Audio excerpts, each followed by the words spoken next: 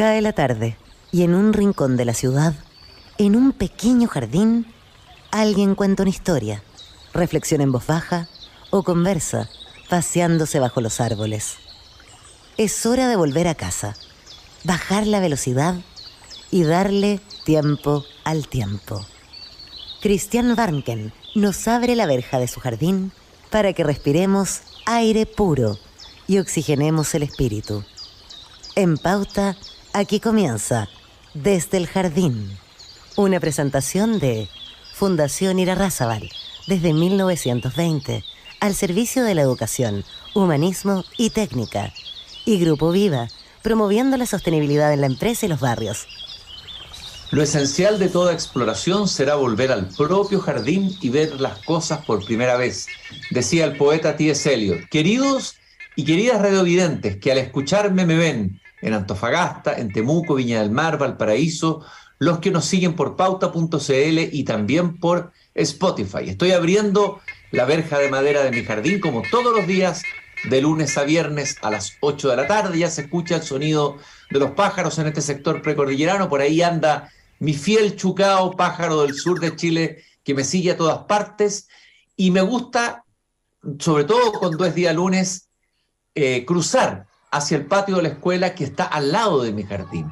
Sentir el sonido de las campanas, el sonido de los niños. A pesar de que es vacaciones, yo sigo sintiendo esa vibración que tiene toda escuela y sobre todo toda escuela viva. Y ahora voy caminando hacia ese patio de la escuela y cada vez que llego allí me encuentro con ella. Siempre me encuentro con Gabriela Mistral. Muchas de las cosas que hemos menester tienen espera, el niño no. Él está haciendo ahora mismo sus huesos, criando su sangre y ensayando sus sentidos.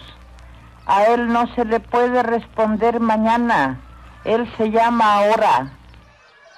Y me gusta siempre seleccionar algún pensamiento pedagógico de Gabriela Mistral. Ya les he dicho que ese pensamiento pedagógico se puede encontrar reunido en dos libros, una edición más antigua de la editorial Andrés Bello, en una selección de Roque Esteban Escarpa, Magisterio y Niño, y también en una edición más reciente de la editorial de la Universidad del Paraíso, Pasión de Enseñar. Vale la pena releer y leer la prosa pedagógica de Gabriela Mistral. Entre algunos de sus pensamientos que hemos seleccionado, dice: estudiamos sin amor y aplicamos sin amor las máximas y aforismos de Pestalozzi y Froebel, esas almas tan tiernas, y por eso no alcanzamos lo que alcanzaron ellos.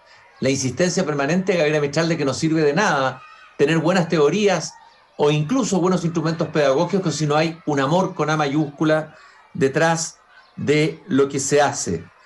La vanidad es el peor vicio de una maestra, porque la que se cree perfecta se ha cerrado en verdad todos los caminos hacia la perfección. Es muy exigente Gabriela Mistral consigo misma y con sus colegas. Y aquí advierte sobre un peligro que puede estar en cualquier profesión.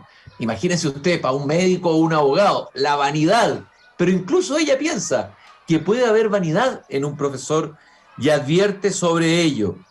Después afirma: en el progreso o el desprestigio de un colegio, todos tenemos parte. Esta idea tan interesante de que un colegio es una comunidad y por lo tanto lo que se haga, lo que alguien haga, evidentemente que va a tener finalmente una incidencia en el todo, que es lo que se llama el colegio.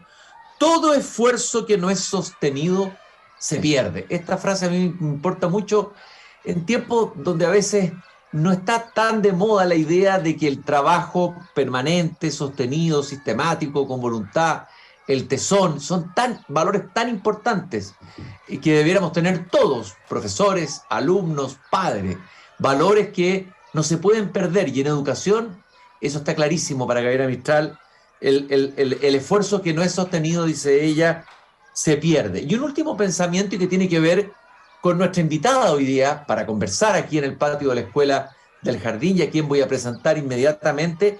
Ella habla de cómo deben ser las escuelas en relación con la comunidad que las rodea. Dice: los maestros deben mostrar las bellezas y miserias de su escuela para crear lenta pero seguramente la simpatía de la ciudad hacia ella, ya que solo conocer conduce a amar.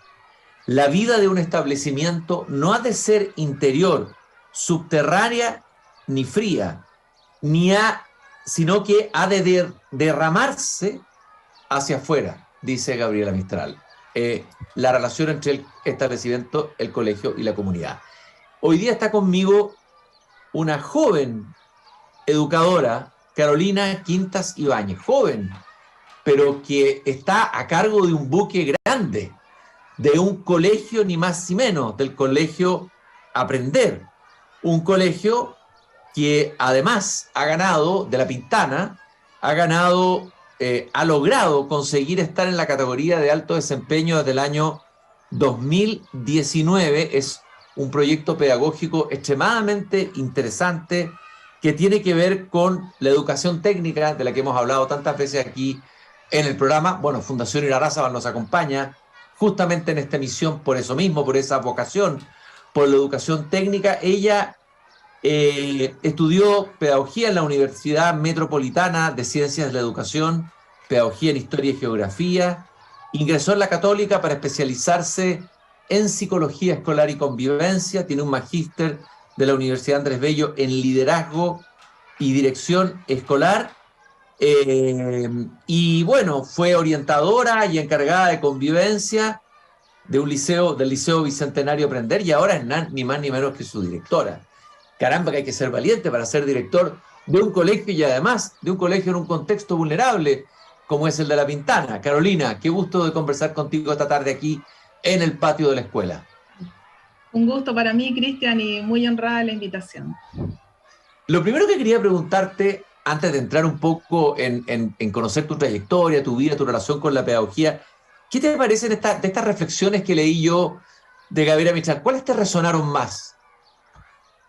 Bueno, yo creo que para todo educador, rememorar las palabras, los análisis, los pensamientos de Gabriela es sumamente inspirador, sobre todo en tiempos donde el tema de la educación es un tema que nos preocupa, ¿cierto? A los profesores, que nos preocupa esta crisis en la que estamos viviendo.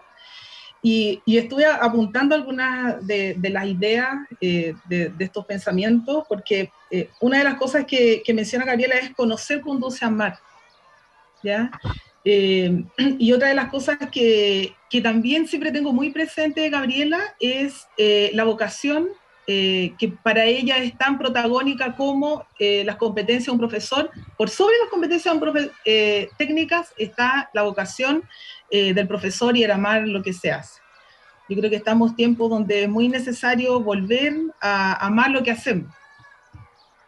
Oye, Carolina, y en tu caso, a ver, esa vocación, ¿cómo está? Bueno, imagino que debe estar muy, muy viva para estar en el lugar donde está. Pero ¿de dónde viene? ¿Cómo nace esa vocación pedagógica? A ver, no sé si tengo un momento definido en mi vida donde yo decidí que este era mi camino. Ya la verdad es que sí te puedo decir que desde que tengo la autonomía de poder tomar decisiones, en mi juventud, por ejemplo, siempre estuve muy ligada al área social. Desde muy pequeña, mientras realizaba mi sacramento, la confirmación, me preparé para la catequesis, fui monitora en el área pastoral y trabajé en el Mes de María en distintos lugares de mucho riesgo social. Y bueno, en mi colegio, yo estudié en un colegio técnico profesional, me preparé como técnico en asistente social. Entonces la verdad que mi interés por desarrollarme en el área de las humanidades, yo creo que estaba marcado desde pequeño. En el momento en que decidí estudiar pedagogía, creo que tiene que ver con cosas más bien circunstanciales. Me gustaba mucho la historia. Mi hermana había ingresado a estudiar matemática en el pedagógico. Yo estudié toda mi vida con mi hermana en el mismo colegio, un colegio de mujeres. Entonces no me había preparado tampoco para la universidad, es decir, ingresé con un buen puntaje, tenía además un muy buen NEM. Como te digo, no lo tenía tan definido, pero las motivaciones del momento y las circunstancias me hicieron optar por pedagogía en historia, que por supuesto carrera que terminé exitosamente y de la que terminé encantando, y la que ejercí también como profesora en aula. Y llegas a este colegio que es el Colegio aprender, primero con un cargo como orientadora y encargada, entiendo, de convivencia, ¿no? De ese colegio, porque esos son, creo, lo que dije recién, algunos máster o magíster que tú has estudiado. A ver, hablemos un poco de este colegio, el Colegio Aprender en La Pintana, en el contexto de La Pintana, en el lugar donde se inserta, en su relación con esa comunidad. Cuéntanos un poco más, haznos como un dibujo del colegio que tú diriges. Bueno, yo ingresé al colegio el año 2016. Los 2 primeros años ejercí como orientadora y encargada de convivencia escolar. Me considero aún orientadora de corazón. Creo que la convivencia escolar es el área que definitivamente a mí me moviliza. Y el año 2018, en una conversación con la actual directora, una directora sequísima que llevaba 10 años liderando el proyecto educativo, me ofrece la oportunidad de asumir la dirección del colegio, viendo en mí capacidades para poder ejercer ese cargo. Ni te digo, entre pesadillas, que mutismo, no le conté a nadie, pasé meses sin contar de este ofrecimiento porque, bueno, hay ciertas particularidades de mi personalidad, siempre fui más bien tímida, reservada, entonces a mí me costó mucho tomar la decisión. Más aún considerando que solo hace 2 años me había integrado al equipo directivo y dentro del equipo directivo había personas con mucha trayectoria. En definitiva, acepto el cargo con la condición de prepararme 1 año como subdirectora, de tal modo que la corporación que administra nuestro colegio pudiese estar segura de dejar el proyecto en mis manos. Y bueno, al parecer tuvo un buen desempeño, la directora finalmente opta por su retiro y asumo oficialmente como directora del colegio el año 2019. Que ni te digo, primero fue solo arrepentimiento y dolor, porque me tocó durísimo, estallido social, posteriormente la pandemia, después todos los rezagos de la pospandemia. Han sido 5 años muy duros. De pronto, como broma, le digo a mi equipo, me voy a jubilar a los 40, porque ya siento que han sido el doble de años que he tenido en el cargo. Claro, te ha tocado, imagínate, asumir como directora tan joven de un colegio, primero un colegio como este, que implica desafíos, exigencias, etcétera, pero además te toca como directora el estallido social y luego la pandemia y toda la crisis que hay en el sistema educativo. Me imagino que el tema de la violencia, el tema de los efectos post-pandémicos, el tema emocional, etcétera. A ver, ¿qué ha significado para ti cruzar todas estas tormentas? ¿Esto ha reafirmado tu vocación pedagógica? ¿Qué te ha pasado todos estos años? ¿Cuál ha sido el proceso interno tuyo en estos momentos tan difíciles?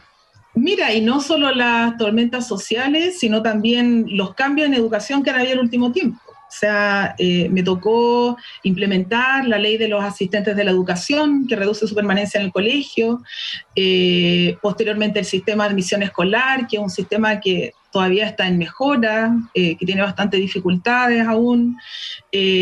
Nos tocó transitar de la PCU a PDT y a PAES, con todo lo que eso conlleva, preparar a los estudiantes para evaluaciones que miden distintas habilidades. Entonces no ha sido solo asumir en periodos de crisis y de cambio, sino también de partir desde cero, sin experiencias previas respecto a muchas leyes, normativas, circulares en las que no había precedentes.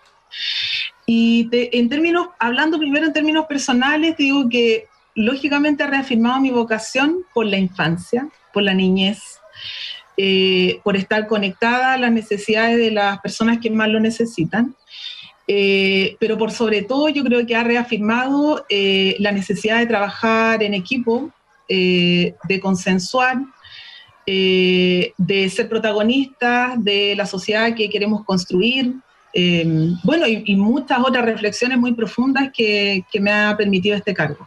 Ser mejor persona, ser mejor madre, valorar lo esencial de la vida.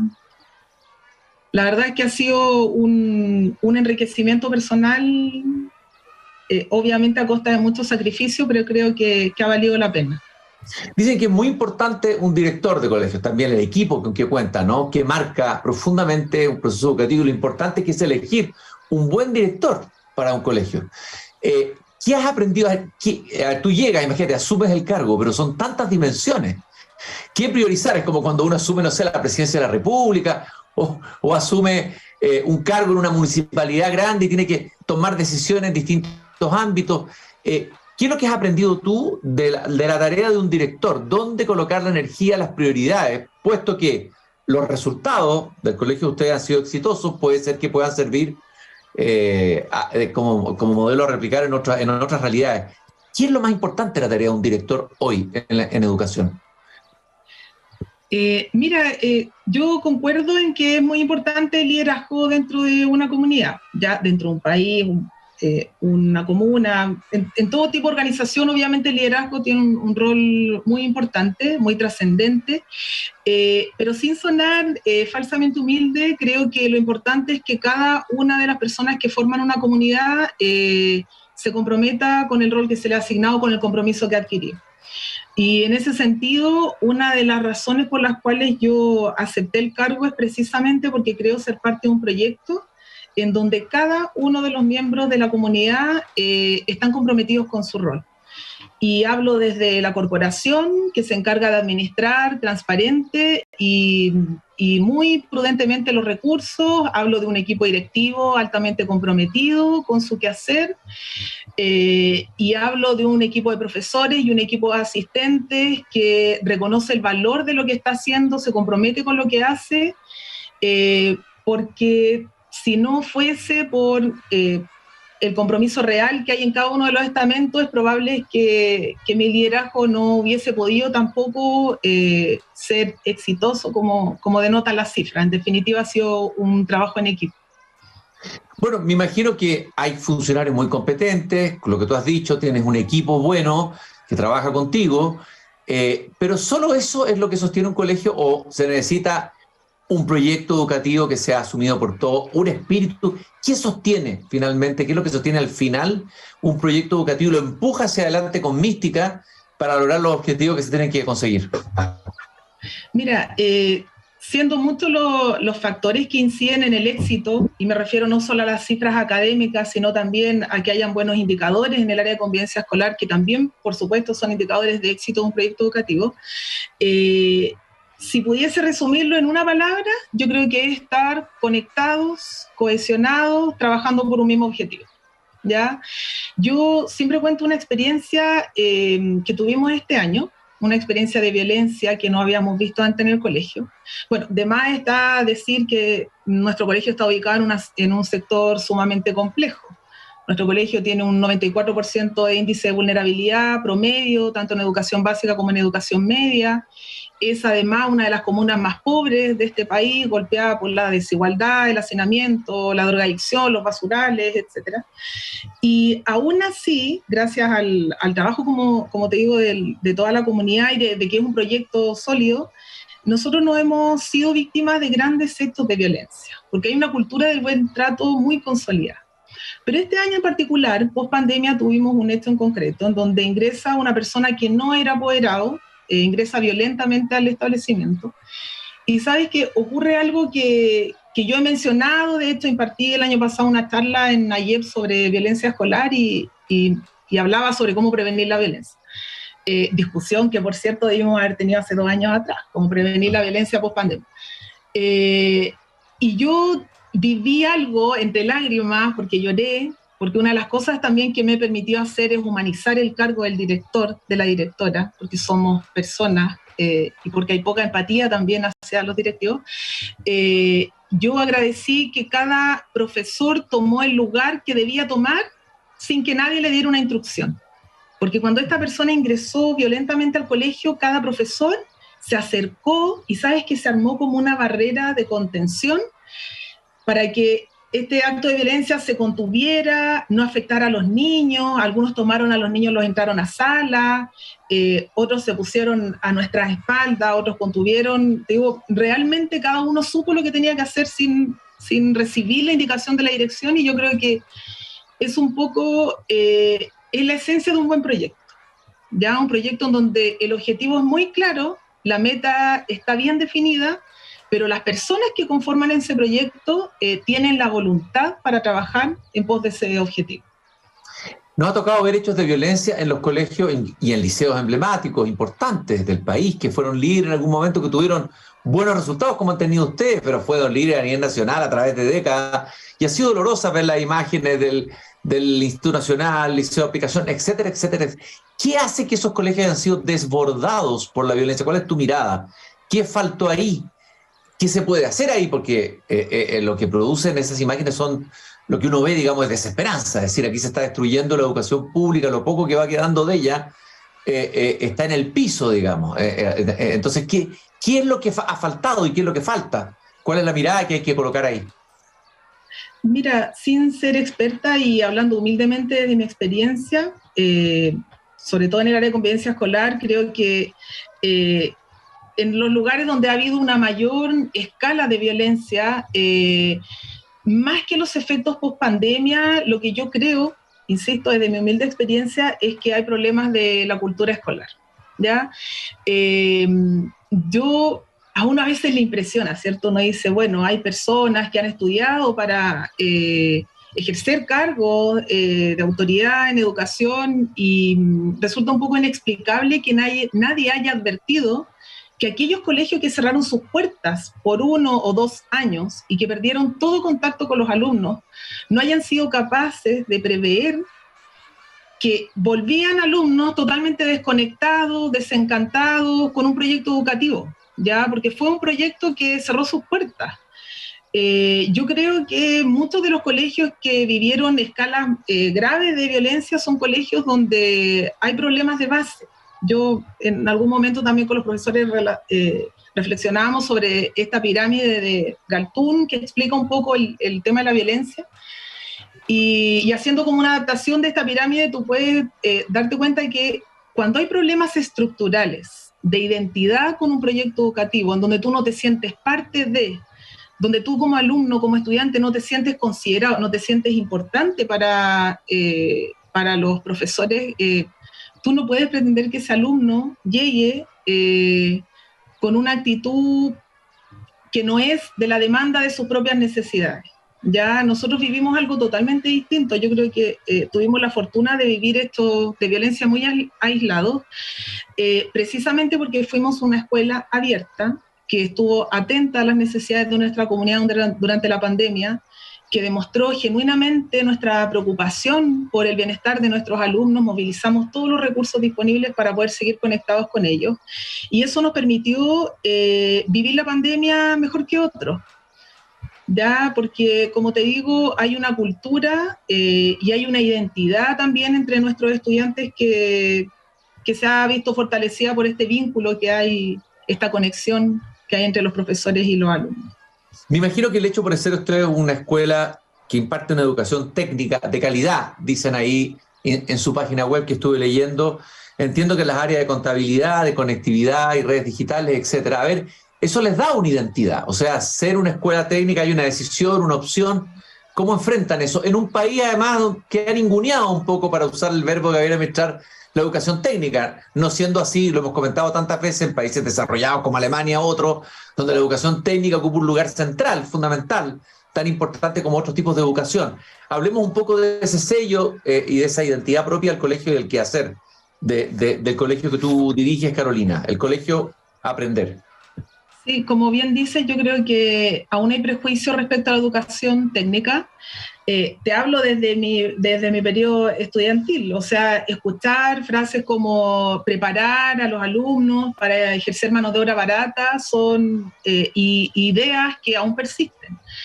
Y yo creo que nuestro proyecto ha demostrado todo lo contrario, y no solo nuestro proyecto, creo que también otros proyectos de la red Irarrázaval, a quien le agradecemos porque ha sido un tremendo apoyo para nosotros, han demostrado que preparar a los estudiantes para tener una carrera técnica no los inhabilita para continuar sus estudios, todo lo contrario. Le entrega aún más herramientas para tener un apresto al mundo laboral y para tener también una segunda alternativa respecto a su futuro. La mayor parte de nuestros estudiantes ingresa a la educación superior, ¿ya? Y una cifra no menor, entre el 20 y 30% logra inmediatamente después de haber egresado de nuestro colegio, logra ingresar a universidades que están en el Consejo de Rectores.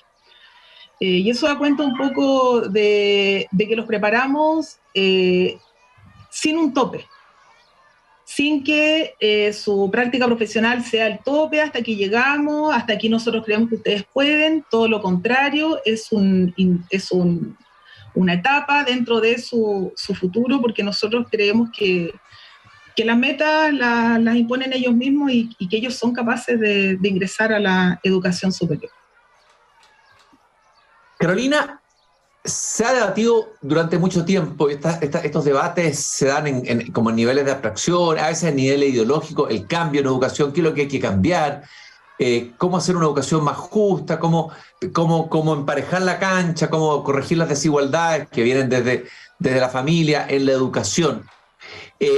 Porque son discusiones que a veces terminan en discusiones ideológicas muchas veces, pero a veces están alejadas de la realidad educacional y pedagógica. ¿Cuáles son las claves de un cambio, de una educación que empareje la cancha, que dé oportunidades, que permita el desarrollo integral de alumnos que vienen de contextos de vulnerabilidad, como el caso de La Pintana, etc.? ¿Cuál es tu mirada sobre eso? Bueno, difícil pregunta, pero desde mi perspectiva, Cristian, creo que lo primero es tener la vista hacia tu comunidad. Creo que uno de los ejemplos más recientes, más concretos, fue lo vivido en pandemia. Cuando muchas escuelas se negaron a abrir sus puertas, muchas veces simplemente para llevar la contra del ministro de turno. O sea, puedes tener aprecio, puedes validar al ministro de Educación que haya estado en el momento de la pandemia. En ese sentido, todos nosotros somos libres de nuestra posición política. Pero qué dañino fue cerrar las puertas de los colegios sin pensar en los alumnos teniendo la mirada hacia las decisiones que el ministerio estaba tomando en su momento. Aquí quiero llegar con el ejemplo, Cristian, fuera de todas las diferencias que, insisto, podamos tener respecto a la gestión del gobierno en su momento de la pandemia, nosotros como equipo directivo siempre nos mantuvimos mirando las necesidades de nuestra comunidad. Y por tanto, independiente de lo que dijera el gremio, nosotros teníamos muy claro que los costos de la pandemia no podían ser traspasados a los alumnos. Y en ese sentido fuimos flexibles con los profesores. Nosotros, bueno, fue un sacrificio brutal, pero adoptamos varias medidas que permitían a los profesores realizar sus clases en las mejores condiciones posibles, entendiendo que ellos estaban en sus casas con su hijo, pero sin desconectarnos de los alumnos. ¿Ya? Y creo que eso puede ser una de las cosas que más nos falta en educación, llegar a consensos y dejar la ideología política un poquito de lado para concentrarnos en cuáles son las necesidades reales de la comunidad. O sea, y así muchos temas, el Liceo Bicentenario, la disputa por los colegios particulares subvencionados, aun cuando gran parte de las familias de nuestro país optan por matricular a su hijo en colegios particulares subvencionados, seguimos creyendo que las brechas se van a disminuir erradicándolo, cuando en realidad creo que hay de base otras problemáticas que debemos resolver, como por ejemplo el diálogo, el consenso y el poner al estudiante, al alumno, a la infancia por sobre nuestros intereses y diferencias políticas. Es una humilde opinión. Una humilde opinión de una directora de un colegio que ha tenido extraordinarios resultados en los últimos años, que ha logrado altos desempeños en un contexto de vulnerabilidad. Me gustaría, para ir cerrando esta conversación, Carolina, que nos compartieras experiencias hermosas, interesantes, que dan esperanza, de proyectos, de cosas que ustedes hayan hecho en su colegio que a ti te hayan resonado, que tengan para ti una significación y que puedan servir como modelos a replicar. No sé, algún proyecto específico, en algún área, algo que sea bonito compartir con quienes nos están escuchando hoy día aquí en Desde el Jardín. Hoy demasiadas cosas, pero yo creo que la mayor satisfacción es ver que los estudiantes que egresan logran cumplir sus sueños, cuentan con las competencias y las expectativas personales que nosotros hemos depositado en ellos, que les permite construir su proyecto de vida, insertarse positivamente a la sociedad, que es como nuestra misión como proyecto. En concreto, Cristian, creo que es me quedo con la alegría, la sonrisa, el cariño de nuestros alumnos, nuestros exalumnos que matriculan a los estudiantes de nuestro colegio precisamente por la calidad humana que hay en nuestro proyecto, y tantos alumnos que nos visitan cuando han ingresado a la educación superior o cuando son contratados por un trabajo, reconociendo el esfuerzo y el amor que cada uno de los profesores y directivos y asistentes de la educación le ha puesto a su trabajo. Yo creo que es reconfortante llegar a tu casa y darte cuenta que aportaste con un granito de arena para construir esa sociedad por la que tanto luchamos. En un momento también, en una etapa en donde nos cuesta tanto ser protagonistas y asumir un rol más activo respecto a la sociedad que aspiramos, ¿cierto? Estamos siempre esperando que las soluciones lleguen desde afuera. Eso me fijé y me pareció interesante en la página web, cuando hablan de los valores, hablan del protagonismo, de la responsabilidad personal. Claro, porque hay un discurso que tiende a decir la responsabilidad la tienes otro, pero no tengo yo la responsabilidad. Ese concepto brevemente me gustaría profundizarlo. ¿Cuán importante es para ti en la tarea de dirigir este colegio?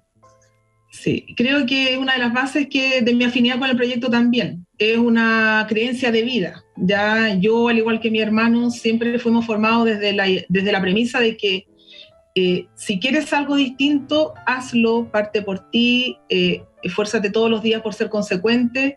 Y una de las cosas que nosotros le inculcamos a nuestros estudiantes de manera permanente, no solo en las clases, sino también en patio, desde la bienvenida, que siempre les damos como equipo directivo a los alumnos, tiene que ver con desafíate a ti mismo para construir tu propio proyecto de vida sin limitaciones, que la pobreza no sea para ti una limitante para mejorar tu calidad de vida y la de tu entorno, y que dejemos de una vez también de echarle la culpa al empedrado. O sea, creo que nadie puede negar que Chile, independiente de sus diferencias y desigualdades por las que aún creo que falta por trabajar, creo que no es indiscutible que es un país que sí ofrece alternativas y sí actualmente hay mucha más accesibilidad, beneficios y a posibilidades de estudio, y creo que nos falta todavía formar a la juventud para que realmente